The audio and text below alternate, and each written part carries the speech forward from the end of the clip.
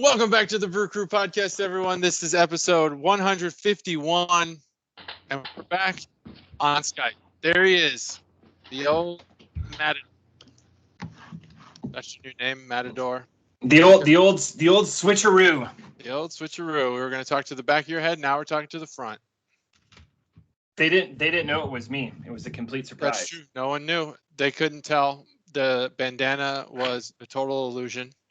I just heard in the last week from somebody that was like, "Wait a second, bandanas? What?" And I go, "That's my signature." Oh yeah, believe me. That they didn't see it. They had just been watching and haven't seen it on you. They not so much just in life. It's not just a podcast gimmick. I mean, it's been a gimmick for me for almost 20 years. You know, bandana, plus. So, but it was interesting to hear that. Like, why do you wear bandanas? I go, it's just my signature, man. Why do you wear shoes?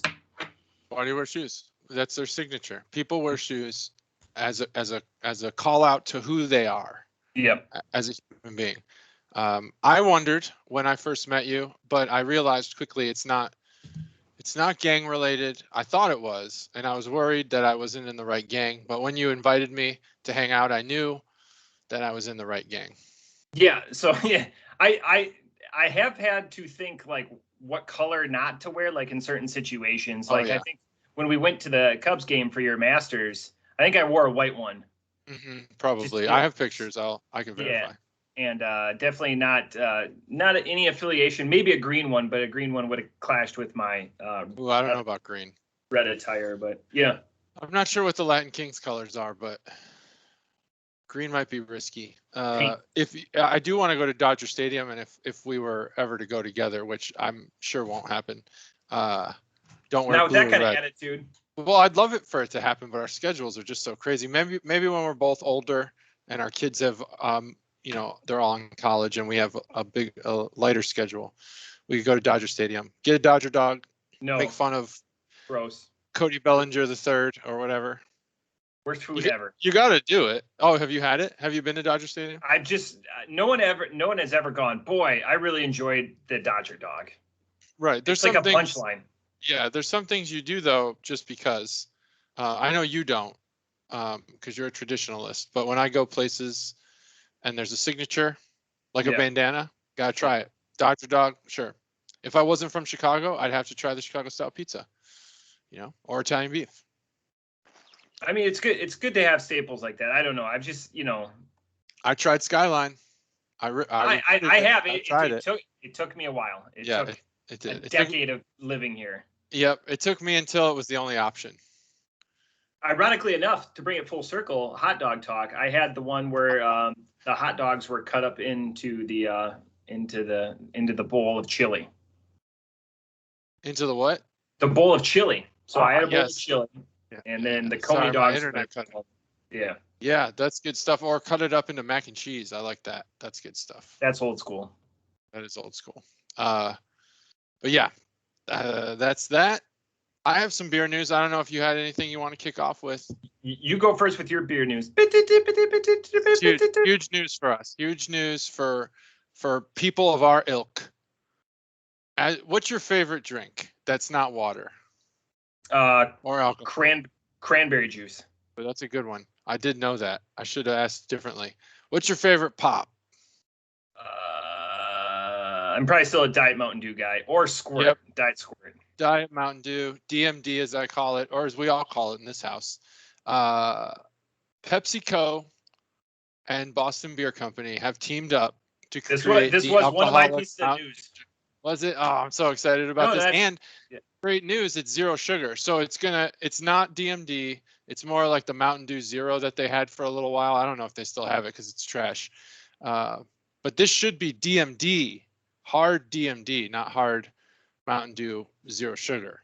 But it is hard Mountain Dew Zero Sugar. I'll accept it. I'll probably drink the shit out of it. Yeah. 3 flavors, Mountain Dew flavored, black cherry and watermelon. Interesting last flavor there. I'm excited for the hard Mountain Dew flavored Mountain Dew. So I will say this. In episode 149, we covered that Boston Beer Company was divesting. Yes. So were they tongue-in-cheek divesting in seltzers and going to like a alternative spiked drink? Because I think I think it's being pitched as like a spiked. It's possible that the gimmick drinks are now going to take over. Yeah, even doubling down, because we drink gimmick beer all the time, like all of our sours and everything. But like even like doubling down on the gimmick of it. This is not a beer. Like we'll probably do it on the podcast, I'm sure. But it's just its own, like a spiked drink, you know, Mike's Hard Lemonade on steroids, etc. It's one step away, in my opinion. Given it's in a pint, it's one step away from what's ultimately coming back, the energy alcohol, the Monster. And I'm hoping Sparks. Sparks, yeah, we have Sparks. We had, what was the one before? It was like Budweiser caffeine or something like that. Yeah, there it is. You have almost the same exact article that I have up. And, Boston beer, yep, they're divesting from seltzer, but they're going hard on hard Mountain Dew. Yep. And again, you know, like we said, you know, in the article it says the boozy seltzer fad was starting to fade. Again, I think they already have a production line. They're going in at full force. So I hypothesize that they're taking Truly out, and then they're going to be able to throw this in there. Mm-hmm. Yeah. So I'm in. I'm not down with watermelon. I think that's a weak ass one, but I'm in with the I think it's weak ass too. The black cherry, and definitely the I'm guessing the Mountain Dew. So it'll be interesting to share their recipe, or if it's just a complete departure, it's just under the Mountain Dew umbrella. I'm very curious. I'll buy a lot. I meet a lot of people who drink Diet Mountain Dew, and I've always thought that Mountain Dew Pepsi has done a poor job at separating Diet Mountain Dew from Mountain Dew, only because a lot of professionals drink, this is just marketing. A lot of professionals drink Diet Mountain Dew that I've met. A lot of people drink it. And I think it should be the Mountain Dew for adults, whereas Mountain Dew is like the cool skater, snowboarding kind of drink. That's how they've always advertised it. But Diet Mountain Dew is different. They should, I don't like the cans for this that you just showed. Not personally. I think because when you walk into, you know, crispy crunchy shell and you're about to buy these Mountain Dew things, they don't scream, I'm a sophisticated drinker. Not that they have to. Yeah. But it'd be nice if they didn't look like old Four Locos, you know, or some sort of weird energy drink. I think are you really going after a sophisticated drinker with Mountain Dew? Anything Mountain Dew flavored? I don't think you're going after sophisticated drinkers. I think you want the people who already drink it to not feel like they're, you know, drinking the diet version of some kid's drink. Okay, I see what you're saying. Yeah. I think you just, you know, pump it up a little bit, and you know, like for example, I drink energy drinks a lot, all the time. No more than one a day, ever. But when I have them and I'm on like work calls, Teams or Zoom or whatever, I hide them. I don't let them hit the camera because I'm afraid people have these ideas about energy drinks. Yeah. I don't want to be like, who's this guy drinking energy drinks like a weirdo? That's actually going to be the title of this episode. JT drinks energy drinks. So I mean, no, everyone's going to know now. Well, they know because I get it out there. So I think they should have made the cans a little bit more like Busch Light cans. A little more subdued? A little more, you know, just scenery. Yeah. Don't go so hard on the can art. We don't need can art for this gimmick. I agree. I think they're doubling down. You know, Busch Light and you know, Blue Smoothies, Busch Lattes, different customer than Mountain Dew. Any sort of Mountain Dew product. Hardly, but yes, different customer. They scream like they. I will double down on, you know, I'm playing the devil's advocate here. It feels like to drink this, like you should be wearing an Affliction shirt. Yes, that's what I meant the whole time. That's what Ed Hardy, Affliction, something like that. Yeah, I don't even know if that's a thing anymore. Yeah, I think it is. You at least should have gotten out of the Marine Corps as an E1.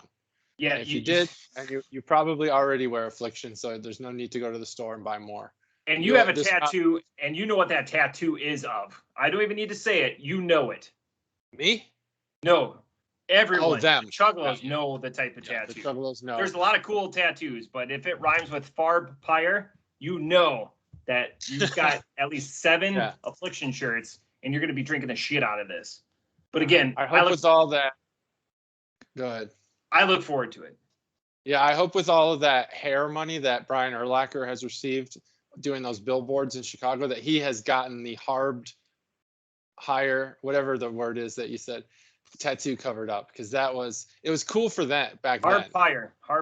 It's no longer cool. Yeah. Like Bill Goldberg.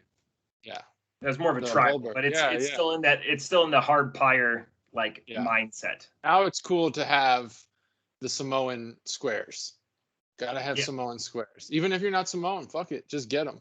Yeah, you could be the palest dude like Seamus. Palest dude with like the least toned body, and just have like your floppy, titties with your square Samoan tattoos. Just gross, but hey, to each their own. We're going to be starting up we have the can art boner segment, and now we have the body art segment. Body art segment. I think we'd be good at that. We might have to pull Cobra back in. That's all they want is two guys in their 30s talking about body art. That's for sure. We're not experts about beer, but God bless us when it comes to that point of view. But changing gears for a second, that was the big news for the week. Both of us had that. I want to say this, and this is something I'm going to want to do, but I'm going to need your help. Okay. So I'm on a light IPA journey, I feel like, in life. I exalted the taste and how much I liked, and it was my warm-up beer for today, Bell's Lighthearted. Love it. So in the last couple of weeks, I've discovered Sweetwater Highlight, which is their answer to this light IPA. I still haven't seen Dogfish Head Slightly Mighty, but I suggest, I still haven't seen it. I've been looking for it. I suggest a blind taste test with those 3. So they're one note. I would say they're not amazing beers. They're not going to like change the market. But again, there's times where I come home and I don't want to feel like I'm having a pork chop in a can or get super filled up, where, just the one light IPA does it for me. And I know it comes in at 4%. There's just times where I'm drinking for pleasure, not for effect. Right. Yeah. I agree. So I need that. And I challenge you to a blind taste test. This isn't one that we're going to, it's more for effect because we've had millions of Bud Lights, Miller Lite, Coors Light. This is more like, can we discern the difference between them? I'm into it. I think we should do it. I think they are changing the market, these light IPAs. They're popular, and obviously they're catching on with other brewers. Right. When Slightly Mighty when it had first come out, I tried it and I loved it. And then Half-Hearted was later in the game, and I remember I was trying to get you on board with Slightly Mighty. I thought I gave you one, but I must not have. And you had gotten the Half-Hearted, and I was like offended. Lighthearted. This is Lighthearted. I still agree that Half-Hearted is a much better name. It's a way better name. But so Lighthearted, I was like, no, you got to try this Slightly Mighty. It's better. But I have actually come along into the Lighthearted, on the Lighthearted side of liking it more. And Sweetwater Highlight is got an amazing, more of a citrus, because Cobra always said that Lighthearted was a one note, and there's no other better way to describe it. It is a one note IPA. You're drinking an IPA. Highlight from Sweetwater just feels lighter. It comes in a green can. I've seen it in a couple of places. Comes in a 15-pack too, and the price point is cheaper for 15 cans than 12 cans of Bell's Lighthearted. So that's a positive there. Yeah, that's a positive. I've seen a few other ones. I should have wrote them down. I know Goose Island has one, but I don't care about their regular IPA or their light IPA. Yep. Who else has one? They get a punt. Punt. Does Sierra Nevada have one? I can't remember. Who knows? Yeah, I think so. That might have been where I saw it. But those 3 are big ones. So Bell's, Sweetwater, and Dogfish Head, they're brands everyone knows, and they're not Goose Island. Yeah. So exactly. I think that we should do, and if we find another one like these come to you, we can collect them and do 4 or 5 of them at the same time, and then just do a blind taste test. I think that always pairs well, both for audio and for the YouTube watchers. Yeah, I'll start collecting them as I see them. And then finally, in closing, as a closeout or an addendum or an asterisk to last week's episode 150, where Chuggalo Dave so graciously provided us beers. Chuggalo Dave provided both of us with a message of sadness that the beers weren't better. This is a message and a call to all the Chuggalos that provide us beer. We're not expecting 5s every time. It's more the conversation. If you give us something to talk about, now if you piss in a can or a crowler or something like that, or here, enjoy that. One, that'd kind of be funny. Please don't do that. But it promotes the conversation, and really that's what we're here for. Not everything is going to be 5. Typically, if I'm drinking in JT's presence, it's not going to be a 5. It's not going to be. That's true. The gravity and the spirit that JT exudes on this podcast takes some of my points away. So it could be an amazing beer. Maybe 4.75 when I'm drinking with JT is the new 5. Who doesn't know? But we just appreciate you, the Chuggalos, being involved in the process. And we know there's good beers out there, and you guys, thank you so much. With the exception of Kinslager, all of them have been phenomenal, and Kinslager just gave us so much credit all those years ago. Yeah. That's right. They're just that's a legendary beer now. It is. Yeah, I would tend to agree. A 5. So I watch the Barstool Sports Pizza reviews every once in a while when I'm bored. Yeah. Or taking a dump. And he has a one of the two, board or dump. Board or dump. He has a good point. If you give a 10, I think he's on a 10-point scale. Yeah. Nothing can beat that. He doesn't even give 10s. He never gives a 10. But then what? Then what if you have one that's better, right? Well, that's not our scale. Our scale is like, this beer is perfect. It couldn't be better. Right. If we can't logically think of a way a beer could be better, then it's a 5. But what I'd be interested, I wish that some of these beers weren't limited. It'd be interesting to go back and drink 5s like in a blind taste test right next to each other and see how they hold up against each other. Like the ultimate 5 playoff series. God, bracket. It would be tough. Because your palate, some of those beers are so just like palate forward with like the sours and stuff like that. Like you know how wine pairings and stuff, they use cheese to clear their palate or whatever. Like you would just have to like eat oatmeal or saltines or whatever to clear your palate. French maybe maybe oatmeal is a bad choice, but I wouldn't do that. Oh, and then so Chuggalo Dave, again, I wanted to audibilize. There's no hate or anything like that. I know you're disappointed. Maybe the Chuggalos have a side competition that we're not aware of, JT. Maybe they're like, oh, they gave my 2 combined beers. Oh, maybe. Maybe, and they've kept it a secret from me because I don't know. And maybe there's a whole subculture. There's a whole subculture. Yeah. Yeah. They got their own spreadsheets going around and things. Yeah. I want to see some of their spreadsheets. I am a fan of spreadsheets. I am terrible at Excel.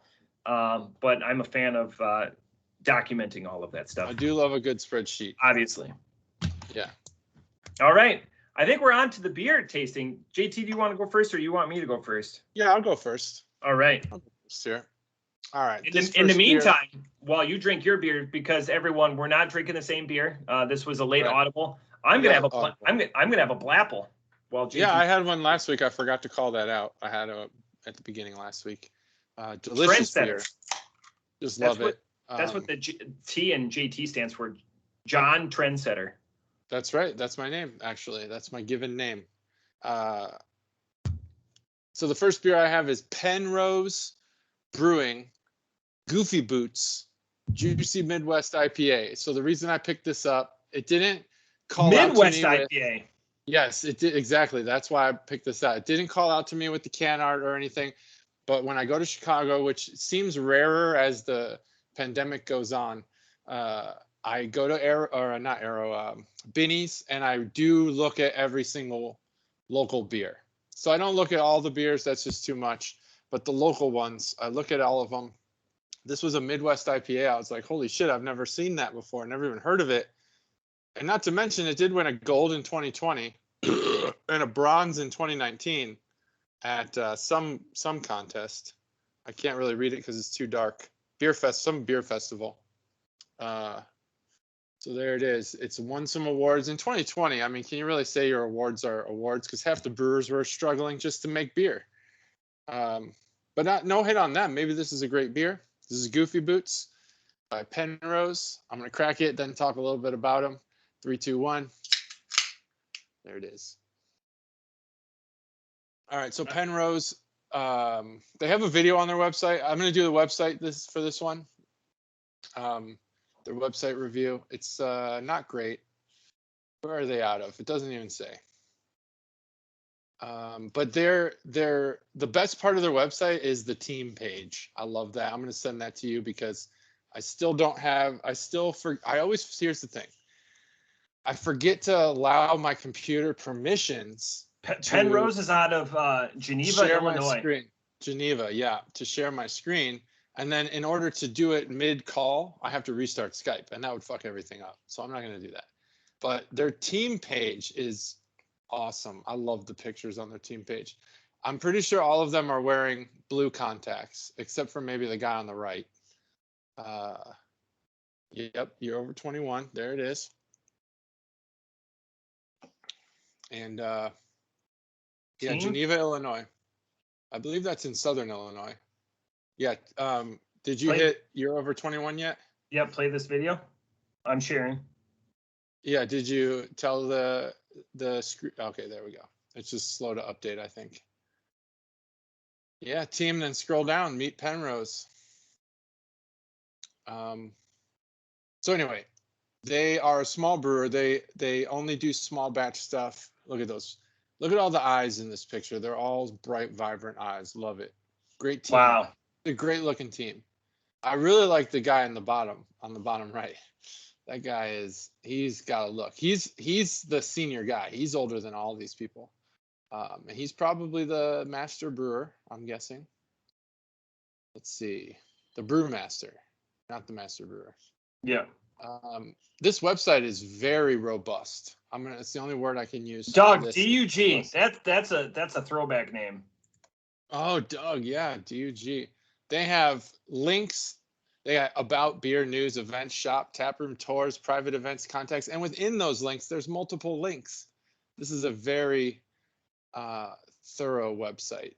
Oh, let's see who's Doug of all trades.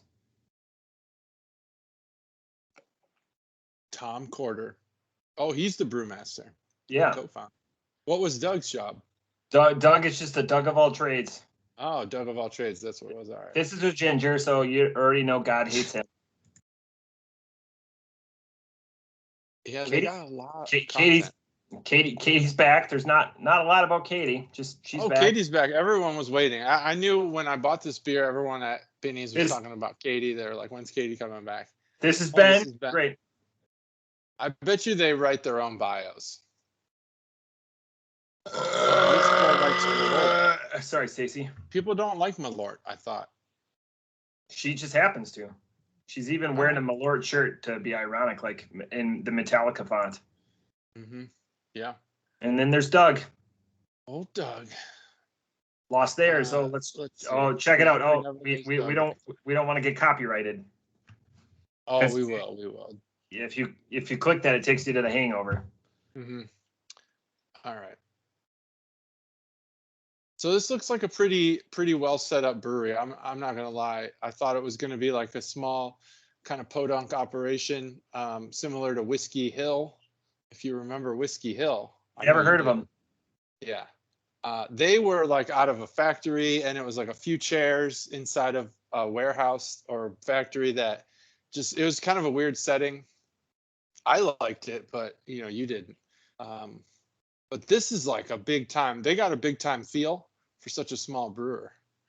And they open at 1 on weekdays, and I respect that because that's awesome. Yes. I'm sick of the 4 o'clock openings. Because I'm already home. I want a place where I can go. I get into work early. I need a place where I can go, and there's too many places around here that have that weak shit. Yeah. They make apparently they do a lot of sours, spontaneous stuff. But on here, that's what they say in their bio in the about me. But on their tap list, it's a shitload of IPAs. Oh, this is just northeast of or northwest of Naperville. Just north of Batavia or whatever. You know that place. Batavia? Batavia. It's just right there. Right up 25 from Batavia. Let me take a look here. Yeah, West Chicago. My dad lives in West Chicago. I don't like West Chicago personally.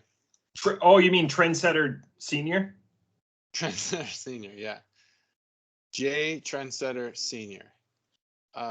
It's just kind of far from everything. Yeah. The map makes it look like if you zoom out on the map, if you zoom out, like where I hang out is not. Naperville's probably, I would say that's probably a good 30 minutes from Geneva. I don't know, but my sister's around that area, the Naperville area, not the Geneva area. Anyway, that's enough Illinois geography for you guys. Yeah. Enough website talk. Let's talk about this can art. This is a can art boner segment brought to you by Chuggalo Dave, still the sponsor because I bought this beer. Goofy Boots. I like the name.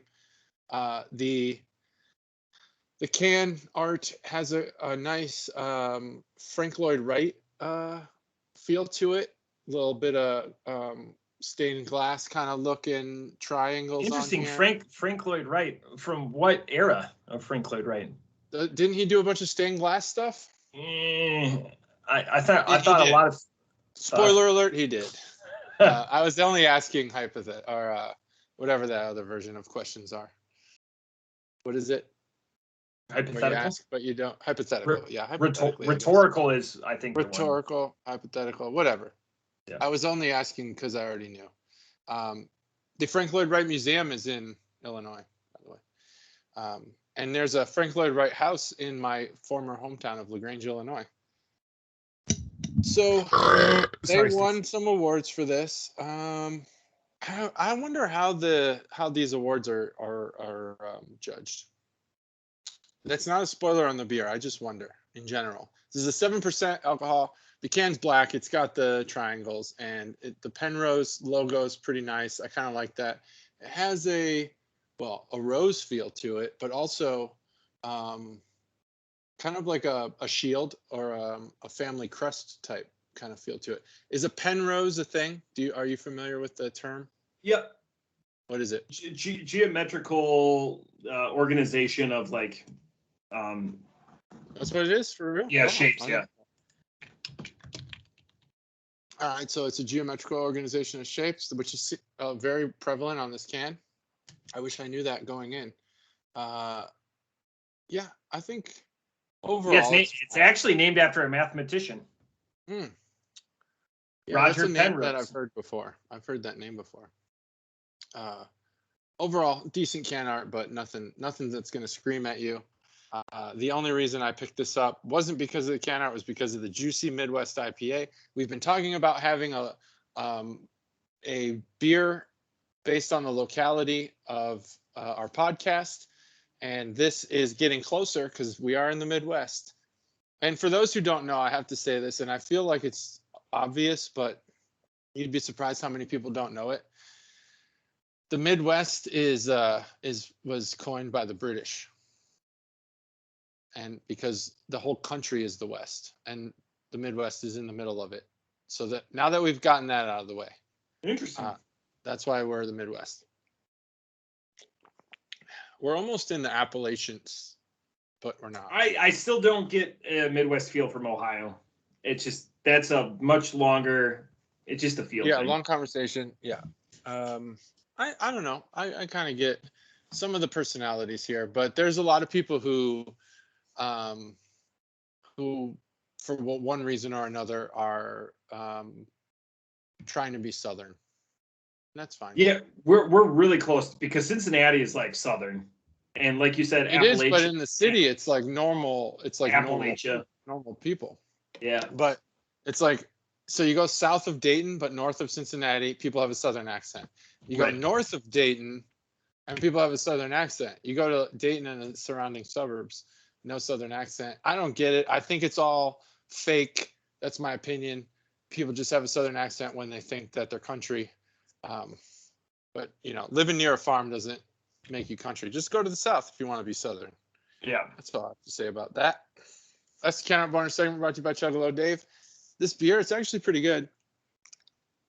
I do have one for you, so you'll get to score it yourself. I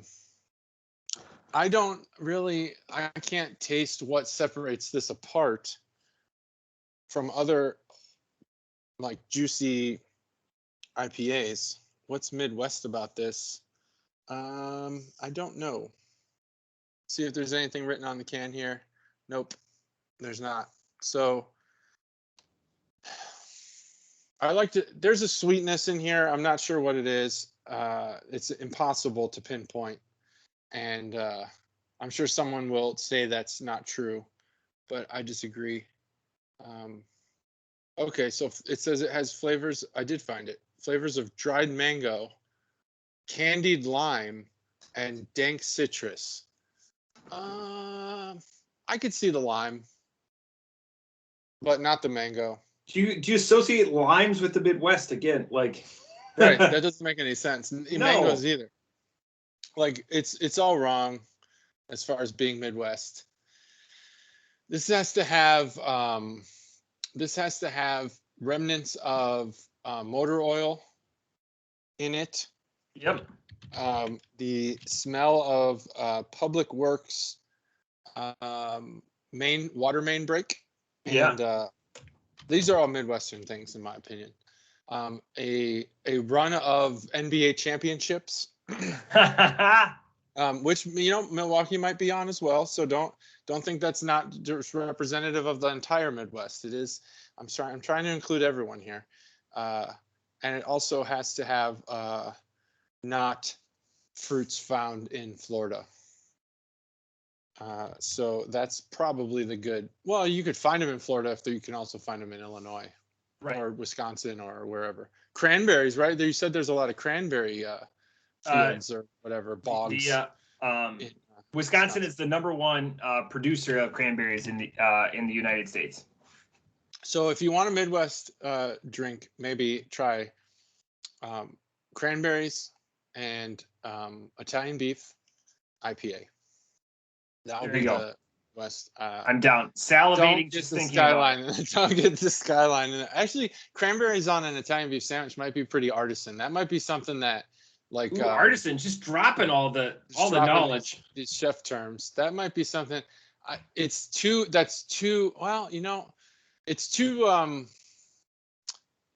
normal for Anthony Bourdain, but it would be something that probably, man, who would have that?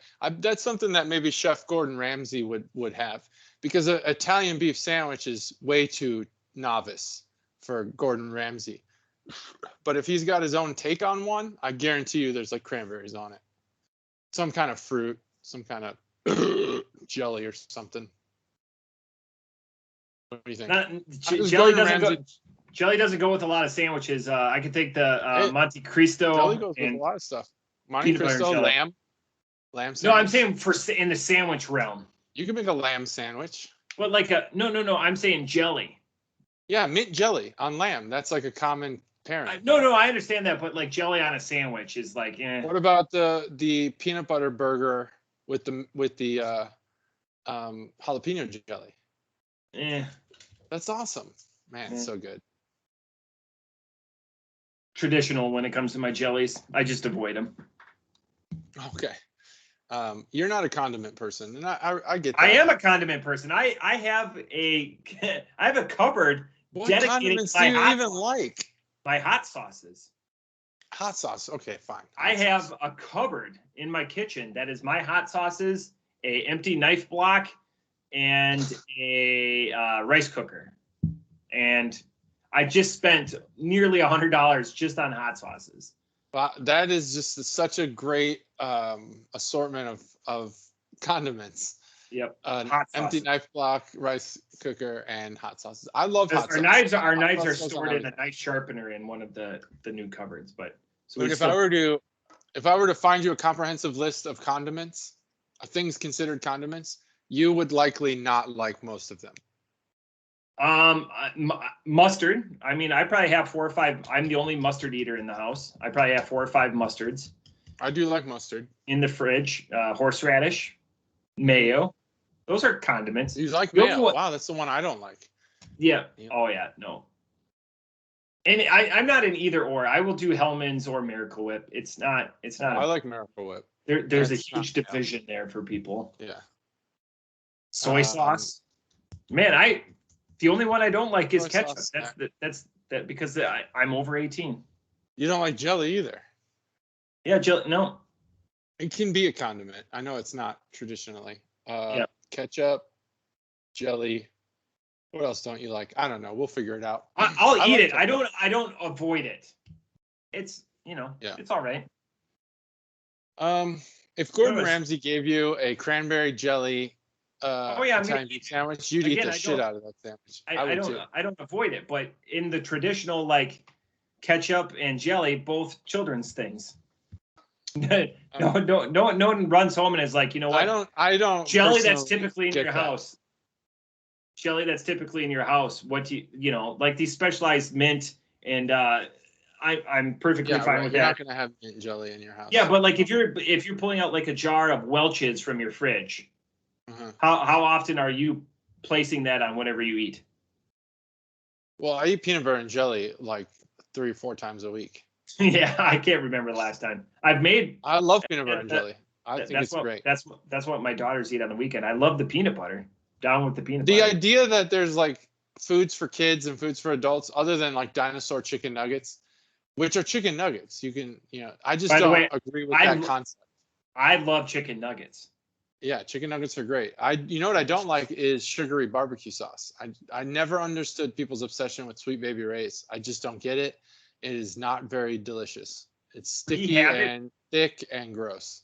I like a thicker, besides Carolina, anything Carolina is the best barbecue sauce. The best. Hands down, the best. My favorite. It's the vinegar. There's no debating that. Yeah. And then Kansas City is very close second. Yeah, Kansas City is thinner though. Yeah, but it's just Jack Stack alone. We go through a lot of Jack Stack seasoning in the house, so. Okay. I haven't had Jack Stack. So good. Can order it on Amazon too. This Trader Joe's 21 seasoning salute or something is super good. I bought some. I haven't tried it yet. Just you didn't do the test, seasoning test. Okay. Nope. 3.5. It's 3.5. Good. Here's fine. I'm not giving it any awards. The theming is totally off, and it's barely sweet. The lime only showed up when I read that there was lime in there. Other than that, it's just a juicy, a little danker than your normal juicy IPA. That's it. It's pretty average. Awesome. Well, yeah.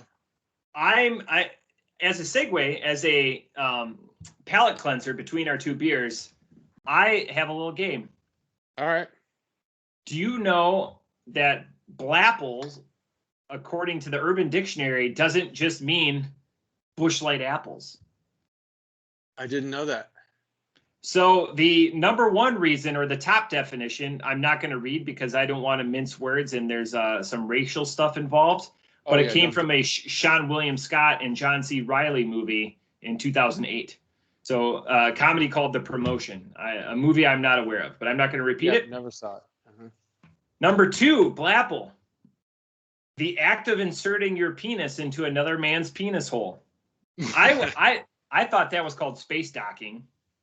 But no. Space docking, I think, is when you use your uncircumcised penis to encapsulate the other uncircumcised penis. Excellent. So I don't know how you'd ever be able to get your penis into another man's penis hole, but it's got a sentence here. The gay men love to blapple each other. Yeah. Not a term I was aware of. educated. Yeah. Again, I'm not a gay man, but I imagine that even gay men do not like doing that. This is completely fabricated, but it's the number 2. And again, this is urbandictionary.com because I was just looking up segments because I did have a blapple. Number 3, a big, fat, juicy apple that is just so happens to be very black. Amazes anyone who sees it. And then here's an exchange. Black apple. Bro, I wouldn't eat that. Hey, bro, can you get me an apple? No, but I got a blapple if you want one. Hell yeah. And that was the number 3. And then the number 4 definition, as we now colloquially know it, is a Bud Light apple. Never seen let's just say Busch Light apple because it's made by Anheuser-Busch. Beer and apple, no, not a cider, but delicious. And the sentence they use is, I'm going to go to the lake and drink me some blapples. You're damn right. That's all I got to say about that. So I thought that was pretty awesome. My beer that I bring. So anyways, just Urban Dictionary, some stuff from time to time, but I just happened to Urban Dictionary Blapple. My beer, I've had this before as a spoiler alert. A lot of my fridge is stuff that I've either had or I'm saving for specific things. So this is Crushworthy from Great Lakes. JT, how many times have we had Great Lakes on the podcast? I feel like it's none. It is none. It is 0. Yeah. We've had 300 beers. a lot of Great Lakes. Yeah. Yeah, but none of them. So this most of their beer is pretty standard beer. Yeah. Like, and you wouldn't do it on a podcast because everyone has had it. Right. And I will get into that once I get into the website. So this is Crushworthy. Crushworthy is a low-cal citrus wheat. And again, in my same vein of like pursuing like the low-calorie IPAs, I saw this and I go, oh, low-cal. That's why I bought it. That's the only reason why it spoke to me. It's a 4% and it comes in at 105 calories. So that's, again, shit that we never talk about, but part of the reason why I bought it. They don't put calories in a lot of these beers. Yeah. Great Lakes, for those of you that aren't familiar with the Ohio brewing scene, they're the OG of Ohio brewing. They started in 1986 in Cleveland. And as JT said, they have a reputation for solid staples. They don't do a lot of gimmick beers. They've never had like a yummy phase where you're going to get like a cotton candy, lactose, unicorn, correct. Jizz. They're not going to get that. It's unicorn staples. Jizz. It's Cleveland. So think very blue collar, middle of the Rust Belt, work ethic. There's not a lot of guys named Phil or Bob that are going up to the and are like, hey, give me that cotton candy, IPA. That's not the types of guys. Yeah, they're catering to the Cleveland crowd. Yep. And that's not a Browns fan. Delicious beers, you know what they're getting. They're staples. There's not going to be anything outrageous or egregious. Everything is, and as JT said, and as I wrote down, staples. But I would like to do the website segment. So you can go to www.greatlakesbrewing.com to find out more about them. And the website segment is brought to you by the makers of Fire Zippos, Connect Whores, and Gin in My Tummy have brought you a new game, which we're proud to finally promote. It's a great decision with a terrible incision. So think about the game Operation, where you're trying to pick the pieces out. Yeah. This one, you're trying to inflict as much pain as possible to make the individual's nose light up and pop. So again, the sponsor is make a great decision with terrible incision. That's our sponsor. All right, so let's go to the website. So Great Lakes Brewing. Again, these guys are the OGs, and the reason why I want to highlight that is, if you look at, again, Conway's Irish Ale, Dunkelweiss, so how they explore is mostly in their can art, but even that is very, very new because typically it's, like the Edmund Fitzgerald or whatever, it's just a bottle. They're heavy bottles. They only just started cans here in the last couple of years, but they have a very like old fancy type of artwork. And I don't do it, but the beer that we're going to be drinking today. So here are the stats. So I'm going to go with the crack, 3, 2, 1. And it pairs with, the reason why I bring this up, JT, it pairs with white pizza, ceviche, and flirty texts. Ooh. Flirty texts. That's possible. I don't send flirty texts, but I do send a lot of gifts. White pizza is not something that you can get at every pizza place. It is more of a pies and pints type of thing. It's again, to bring this word up, an artisan pizza. Yep. What is your white pizza? Is it Alfredo sauce, or is it some sort of like creamy tomato mixture? That's the only white pizza that I know of. There is a mashed potato pizza, but I wouldn't consider that a white pizza. Like if you went somewhere, and that's more of like an Oktoberfest pizza, and we're on the precipice of fall beers, which I'm getting super excited for. It's my favorite season. And then Milano's, a local chain restaurant, they have their Oktoberfest pizza. They have a mashed potato and bratwurst pizza. That's absolutely fucking good. It's a complete fat boy pizza for this guy.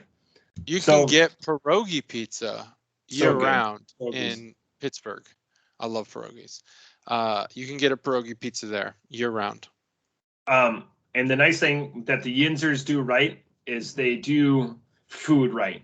So you have Primanti Brothers. The sandwich is dry. If you could take like a mayo or something like that, it's a home run sandwich. It's just a little bit dry. They've got it up a little bit. Throw everything on the fucking sandwich. They've got it right. Yeah, everything. Just like an au jus or something like that. I don't care if I get like it's the driest shit ever. You're so like, right. Every time you're paying $10 to enjoy a delicious sandwich and also do the motherfucking cracker challenge at the same time, because that's what it feels like. I know. It's like insane. Everyone talks about Primanti Brothers like it's the greatest fucking place of all time, and we go there and I was like, what? This is what I'm eating? Like this dry shit? Do something. I was super excited. I got two of my favorite restaurants that I looked forward to. Like when I became successful in life, I love Giordano's and I love sandwiches, and I was like Primanti Brothers, and both of them were a mile from my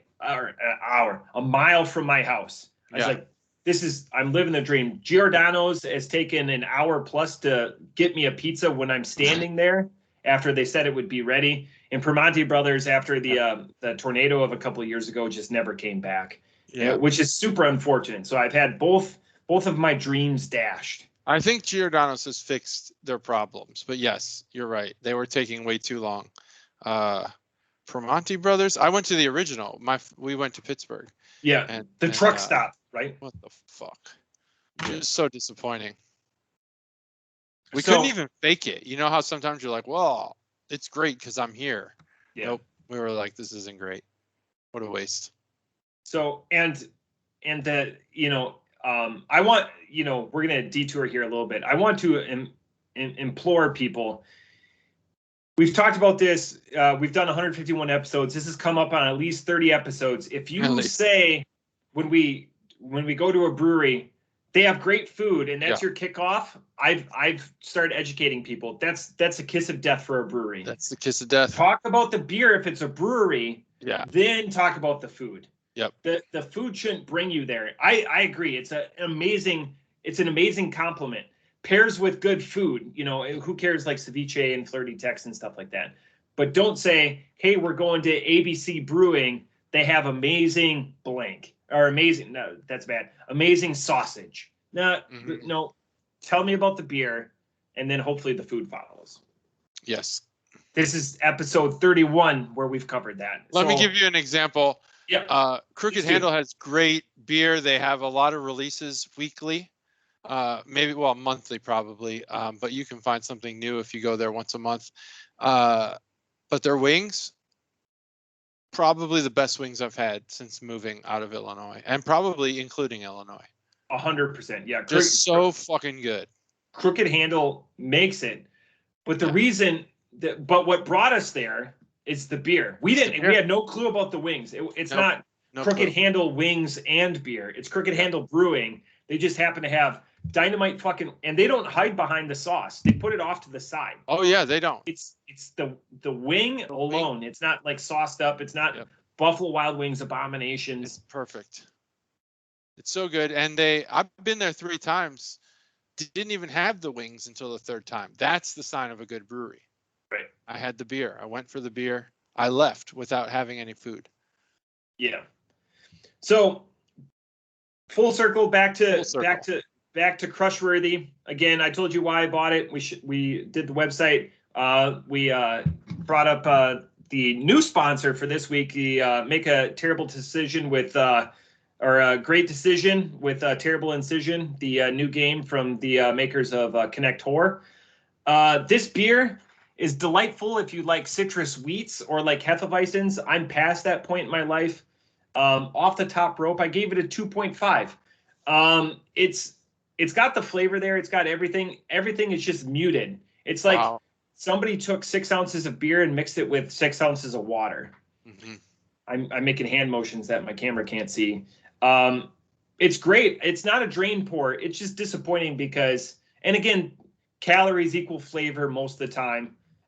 Those IPAs are bold in one flavor. This is just a watered down or extremely muted beer. Again, it is crushworthy. You feel like you'd want to take 2 or 3 cans, spin them down in a centrifuge and get all the throw the water out, and again, then you're going to make a calorie bomb. So I understand it's a difficult road to hoe, but yeah, 2.5. Again, I like it. I would tell people that like citrus wheats or like Hefeweizens, this is your go-to beer. Like I like IPAs. I like a light IPA. Those are my jam. Those get rated highly for me. This is going to get rated highly for people that are seeking that market space. The Mick Ultra of wheat beers right here. The Mick Ultra. 2.5. Got it. 2.5. That's, I mean, on my scale, that's super low. That's almost an insult. But I get it. I get what you're saying. It's water, basically. It's orange water because the orange does come out.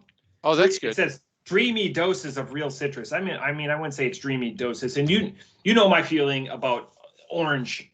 We were talking about condiments earlier and like fake orange stuff. I have no reason not to believe that there isn't real orange in here. It doesn't taste chemically or whatever. Again, it's just doused with water. Yeah. It's like a iced drink that you walked away from for 3 hours and came back to and were like, oh, okay. And then it's just disappointing. Yeah, I get what you're saying. So did you watch the Olympics? We're done with the review. Did you watch any Olympics? As much as I could. And how much was that? Daily, it was on in the house. Oh, okay. That's good. I was extremely disappointed by Peacock's coverage. They would make it seem to you when they were advertising it that it was going to be your one-stop shop for everything. I was not going to bring this up because I was just thinking about the Olympics itself, but fucking A, man. Peacock shit the bed on the Olympics so hard. I did like the Rich Eisen's coverage. And we talked about this a little bit, but the ESPN guys. I liked that, but I want to see more than highlights. I just want to drone out to a volleyball match. I got to cook breakfast this last weekend for myself, and just making bacon and everything. And I got to watch the entire women's gold match. Like I avoided the results, and I was in heaven. That's all. I just wanted to watch swimming, and I wanted to watch sand volleyball, both men and women, and it was awesome. So I got to watch a lot of things. I love the Olympics. I think it's a great event, and I like that it is spread out so we don't get spoiled with it. Right. Man, Peacock fucked it up so hard. And being in Japan, the times don't sync up and everything. So in the United States, we're not watching live. My favorite part about the Olympics is that for 2 weeks you could put your TV on, play it, and just watch anything. Like they'll put on the most random shit, decathlons, fucking table tennis, whatever. And it's on, but it wasn't the case. People don't have, I cannot stress this enough. If you're a cable executive and you listen to this podcast, first, thanks for listening. Second, like no one has cable anymore. It's just not a thing. Stop accommodating or telling me to log in with my cable provider to watch certain things. Yeah.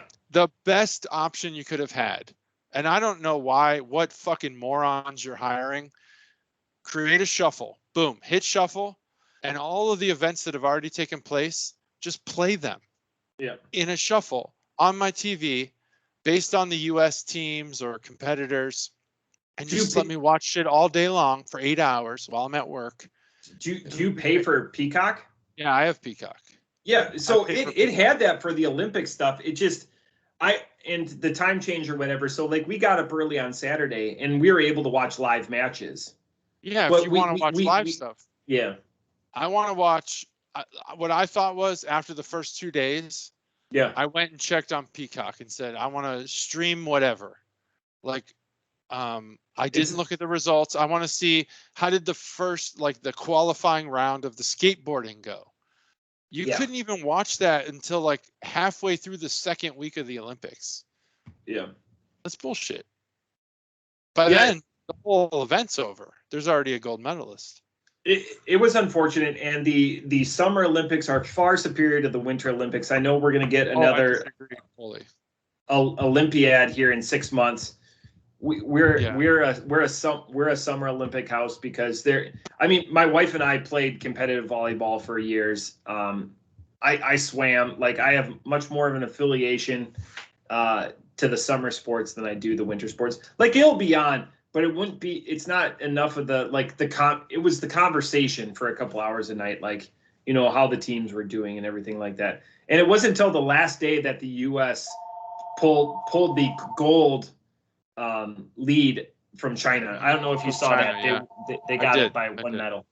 All because of basketball, which I honestly, the men's basketball game was close. I don't understand why anyone competes in that sport. Why they don't just get rid of it. They got rid of baseball for so long. And then they finally brought it back because it was just dominated by the U.S. Basketball is no different, other than that France game was pretty interesting. Although it was interesting to see Rudy Gobert playing a captain's role after he pretty much, of all the people who should have got canceled in the last 2 years, that fucking guy should have been canceled so hard, and he wasn't. Crazy. Bringing up his altercation with him and Donovan Mitchell, that's a deep pull. I am surprised. I would have never guessed. I would never guessed. Isn't he the one who wiped his COVID positive saliva all over the microphone at the media day on like March 20th, 2020 when? And then Donovan Mitchell went and picked it up. Oh, I didn't know that part. Okay, I didn't know that's what it was called, the Donovan Mitchell, whatever. To his own teammate. That's fucked up. Yeah. Unbelievable. But he played a central role in that France team. I think no comment is about the talent or effort required to be an Olympian. Yeah. I prefer the Winter Olympics. I think the events are more exciting and more even. It's harder to win the medal count in the Winter Olympics. So it's more, I think it's just more exciting. Summer Olympics, I like the Summer Olympics too. I like all Olympics. All the Olympics, give me all of them. Give me a spring and fall Olympics too. Like leaf raking and whatever. But I think the Winter Olympics are more competitive. Like, you think anyone's going to be better than the United States at gymnastics, women's gymnastics? Yeah. For a long time, they weren't even medalists because you had like the in the 70s and the 80s. That's why.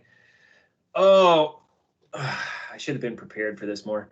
That's why when not Peggy, whatever. When she medaled, that was a big deal when she got the Wendy's box because it was dominated by Eastern Europe and Russia through like all of their schools and everything like that. And not True. Peggy Fleming was the ice skater.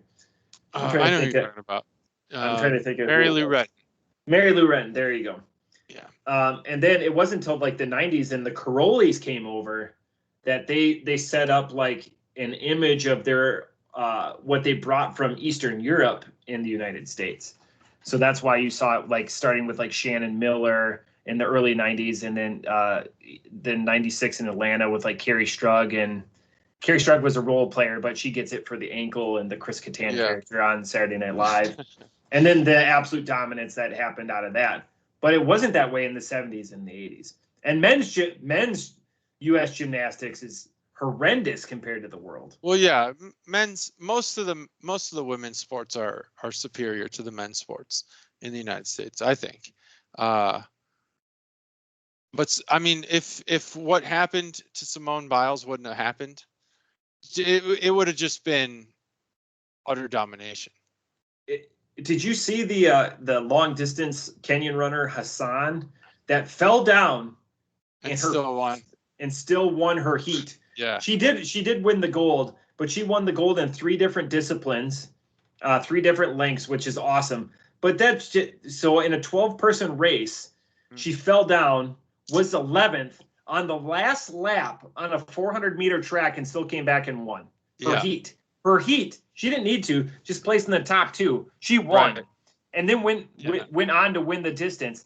Like, for her to win gold, she ran, was it like 17 kilometers or whatever in her distances to win gold, and like just sheer performance. Yeah, like that reminds me of the scene in The Waterboy where Henry Winkler is watching tape of a previous game, and the defenseman picks up the ball and like dusts it off and still runs in for a touchdown.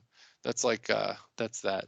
Falls down, gets up, dusts off her pants, still wins gold. And then another highlight for, being from Wisconsin. I don't know if you know that I'm from Wisconsin. No. We had two athletes, both in running discipline and way separate. We took silver. The state of Wisconsin took silver in the 200. The whole state. Good job. The whole state. The individual came from a town. You guys worked hard for that. The individual came from a town of like 9,000 people. And took, with a personal best in the 200, I think it was like 19.6. Bednarik. And then the second was a female in the marathon, her 3rd marathon ever. I saw this one, yeah. Won bronze. Her 3rd marathon ever. Third marathon ever. And she grew up about just have it. 30 miles from my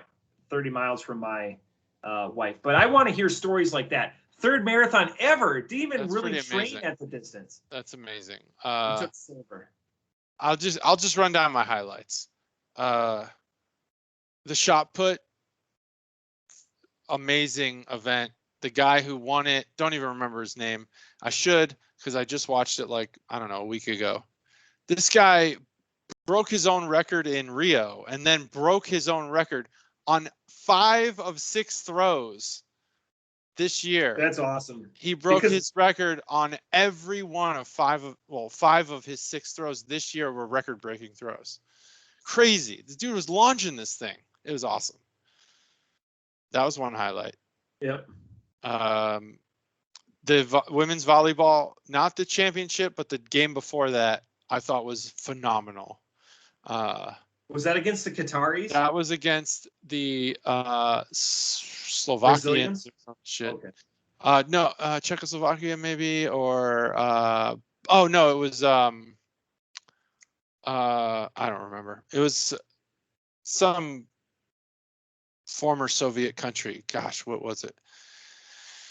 I don't remember, but it was really, really good. And the coach cried afterwards, which I thought, because his goal was, and I saw his interviews with the ESPN crew, the former ESPN crew on the Peacock, where he was just adamant.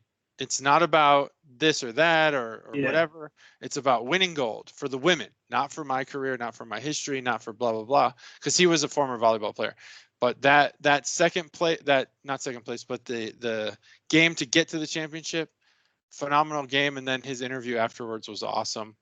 And I can't claim like you to know volleyball, the hardships of volleyball. I never cared for it as an activity that I'd play.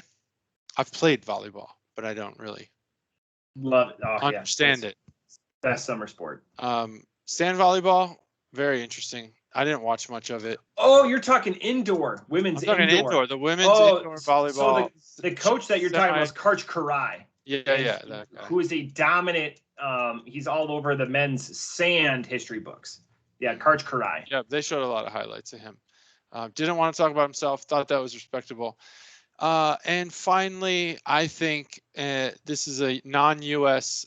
Thing. The Japanese skateboarder who became the face of the Olympics for Japan, I think was awesome. He didn't do very well. But that's awesome. He was a new sport to the Olympics and someone who became kind of the face of the whole thing. I thought it was really cool.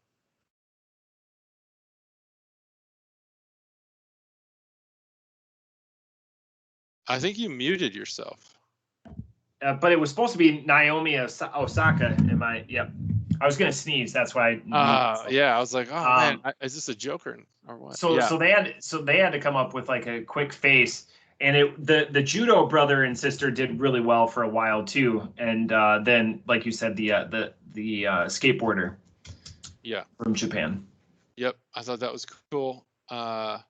Much like the snowboarding in the previous Winter Olympics, that was just, if you watched that, the half pipe competition for the snowboarding in the last Olympics, it was so good. And it was like they were just out tricking each other. It was awesome. I can get more. So what were some of the highlights for you? Yeah, I ran down my highlights. So it was the Wisconsin stuff and like the sands. Yeah. Okay. All right. I didn't know if you had more. I mean, I could gush on it. I still think that shooting is a skill and not but shooting doesn't belong in the Olympics, but that's just me. There's so much room for expansion. Bring baseball back, take away shooting. But what if you have just run a mile? Yeah, you could keep it like a part of the biathlon in the winter, and like the heptathlon and stuff like that, or add it to the heptathlon. But no, not as like a archery. Different archery is different. Not shooting, not air rifle. Air rifle, yeah. I could see your argument there. That's fair.